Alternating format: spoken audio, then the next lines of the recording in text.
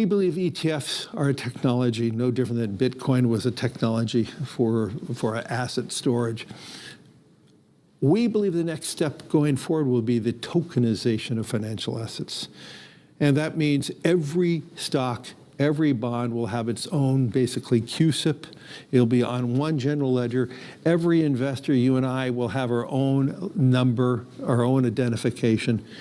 We could rid ourselves of all issues around illicit activities around bonds and stocks and digital by having a tokenization.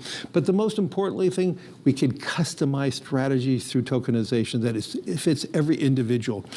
We would have instantaneous settlement. Think about all the costs of settling bonds and stocks.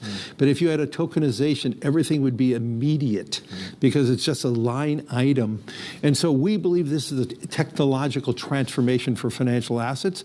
I believe, if you want to talk about voting and voting choice and all the things, if we know every moment who is the owner of that stock and it's now time to vote, every individual who has ownership is identified and they can vote their own shares.